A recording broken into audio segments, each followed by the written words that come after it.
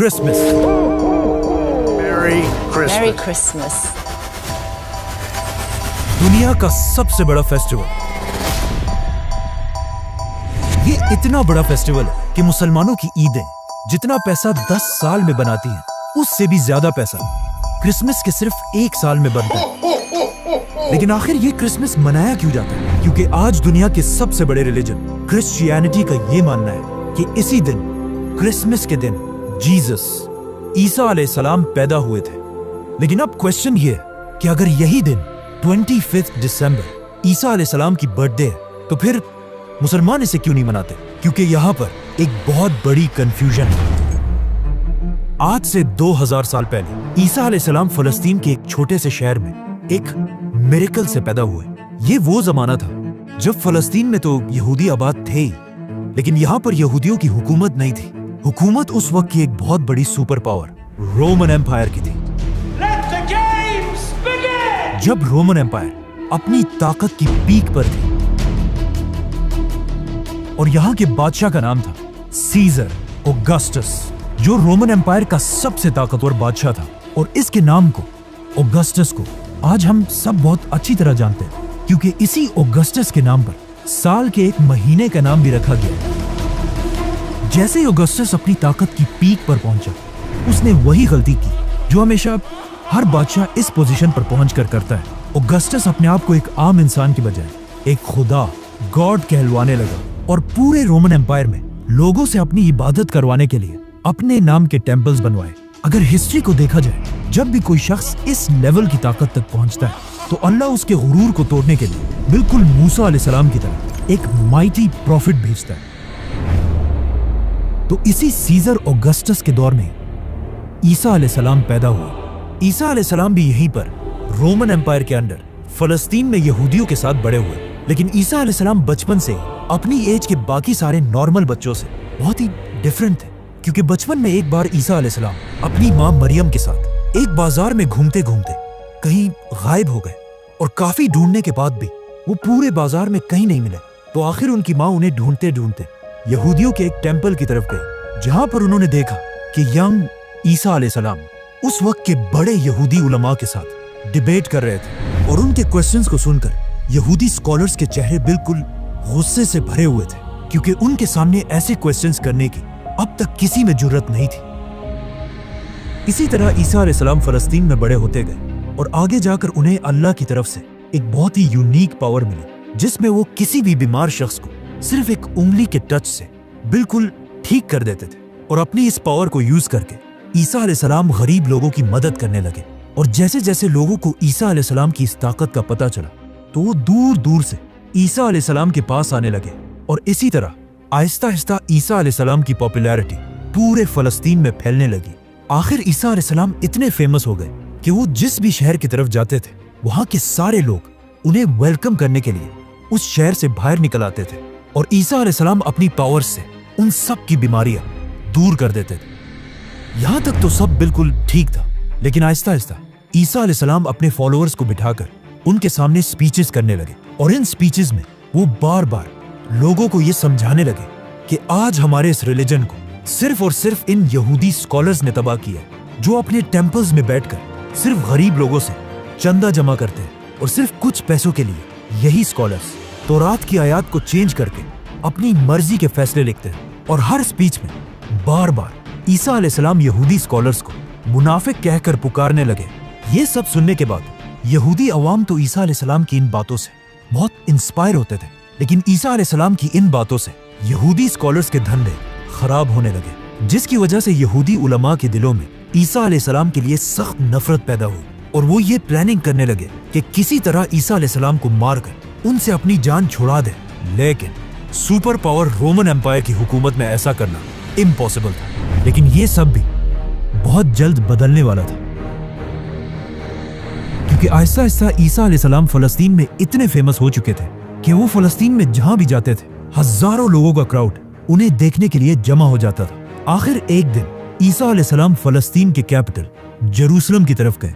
जब लोगों को इस बात का पता चला, तो हजारों लोग उनको वेलकम करने के लिए सिटी से बाहर निकल आए और उनकी सवारी के सामने खजूर के दरख्त की शाखें फेंकने लगे। जो उस जमाने में हाईएस्ट रिस्पेक्ट दिखाने का एक तरीका था।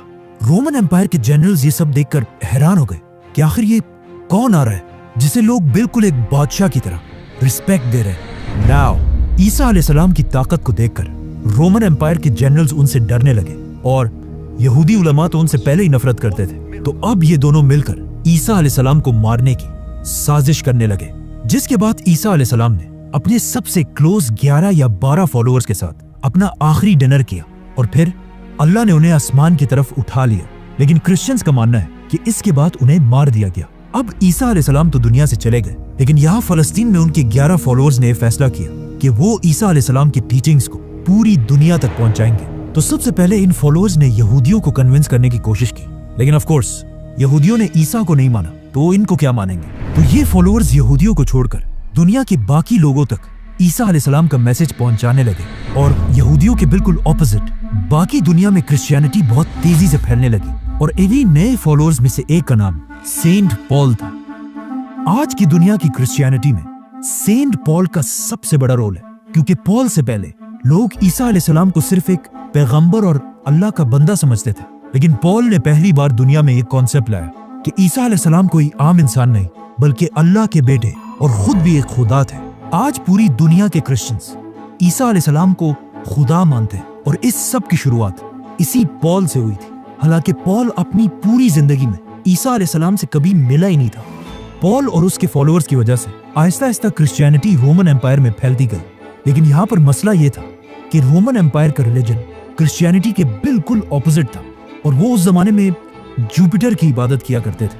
तो रोमन एम्पायर की इस अवाम को इम्प्रेस करने के लिए उस जमाने के क्रिश्चियंस ने अपने रिलीजन में कुछ चेंजेस किए। नंबर 1, उन्होंने ईसा अलैहिस्सलाम के नाम को चेंज करके एक कॉमन रोमन नाम रखा जो आज इंग्लिश में जीसस बन चुका है। नंबर 2, रोमन एम्पायर के लोग ज्यादातर यूरोपियंस थे, मतलब बिल्कुल गोरे थे, और ईसा अलैहिस्सलाम फलस्तीन के होने की वजह से थोड़े ब्राउनिश थे और उस जमाने के व्हाइट लोग अपने आप को बाकियों से बहुत ऊपर समझते थे। तो अब इन्हें इम्प्रेस करने के लिए उस जमाने के क्रिश्चियंस ने जीसस की पेंटिंग्स बनाना शुरू की, जिसमें जीसस को बिल्कुल यूरोपियंस की तरह व्हाइट दिखाया गया। मतलब ये दुनिया में आज जीसस की सबसे पुरानी पेंटिंग है। जीसस की यही पेंटिंग्स आज दुनिया की सबसे फेमस पेंटिंग्स हैं, क्योंकि आज से कुछ ही साल पहले जीसस की एक पेंटिंग दुनिया में सबसे महंगी बेची गई $450 मिलियन में, और जिसे खरीदा किसने? Mohammed bin Salman is the actual buyer of a Leonardo for a record-breaking $450 million at the Let's come back to the story. Christianity में इन चेंजेस की वजह से Aahista Aahista Christianity Roman empire में बहुत तेजी से फैलने लगी और क्रिश्चियंस इतने बढ़ गए कि रोमन एम्पायर के बादशाहों ने सोचा कि अगर क्रिश्चियंस ऐसे ही बढ़ते गए तो ये तो हमारे रिलीजन जुपिटर के रिलीजन को बिल्कुल खत्म कर देंगे। तो आखिर रोमन एम्पायर के बादशाह ने फैसला किया कि अब क्रिश्चियनिटी को फैलने से रोकने के लिए हमें सारे क्रिश्चियंस को मारना होगा। जिसके बाद रोमन एम्पायर ने क्रिश्चियंस पर ऐसा जुल्म किया कि इस जुल्म को कुरान में भी डिस्क्राइब किया गया है कि जब रोमन एम्पायर के बादशाह के जुल्म से कुछ यंग लड़के भागकर एक गार केव में छुप गए और वहीं पर अगले 300 साल तक सोते रहे, जिन्हें असहाबे काफ कहा जाता है। रोमन एम्पायर के इस सारे जुल्म के बाद भी क्रिश्चियंस अपने रिलीजन से पीछे नहीं हटे, बल्कि इन सारे जुल्मों से क्रिश्चियनिटी और भी तेजी से फैलने लगी और दुनिया के हर कोने तक पहुंचने लगी, यहाँ तक कि ये रिलीजन पहली बार इंडिया तक भी पहुंचा। आखिर ईसा अलैहिस्सलाम के 300 साल बाद क्रिश्चियनिटी इतनी पावरफुल हो गई कि रोमन एम्पायर के एक बादशाह कॉन्स्टेंटीन द ग्रेट ने अपने रिलीजन को छोड़कर क्रिश्चियनिटी में कन्वर्ट हो गए। तो अब जब बादशाह ही क्रिश्चियन बन गया तो रोमन एम्पायर के सारे हालात बिल्कुल बदल गए और अब तक जो जुल्म क्रिश्चियंस पर किया जाता था उससे भी ज्यादा जुल्म जुपिटर के रिलीजन के फॉलोअर्स पर किया जाने लगा, क्योंकि उस जमाने का रूल था कि जो रिलीजन बादशाह का होगा वही पब्लिक का भी होगा। तो अब रोमन एम्पायर अपने पुराने रिलीजन को जबरदस्ती दुनिया से खत्म करने लगे, लेकिन ये भी कोई आसान काम नहीं था, क्योंकि जुपिटर को मानने वाले भी इतनी आसानी से अपना रिलीजन छोड़ने वाले नहीं थे। तो अब यहाँ पर अगेन रोमन एम्पायर ने क्रिश्चियनिटी को दोबारा बदलने की कोशिश की और अपने पुराने और नए रिलीजन को एक दूसरे के साथ मिक्स करने लगे, और यहीं से पहली बार क्रिसमस का कॉन्सेप्ट आया। जैसे कि रोमन एम्पायर के रिलीजन में हर साल दिसंबर में अपना सबसे बड़ा फेस्टिवल सैटर्नेलिया मनाते थे, जिसमें वो अपने खुदा सैटर्न की इबादत करते थे। और उनके इस फेस्टिवल में एक चीज सबसे इंपॉर्टेंट थी, पाइन ट्रीज, क्योंकि दिसंबर में यूरोप की सर्दी की वजह से सारे दरख्त बिल्कुल सूख जाते थे और सिर्फ पाइन ट्री अपनी जगह पर मजबूती से खड़ी रहती थी, जिसे वो एक बहुत ही होली चीज समझते थे। और हर फेस्टिवल में इसी दरख्त के एक शाख को अपने घर में लाकर सजाते थे।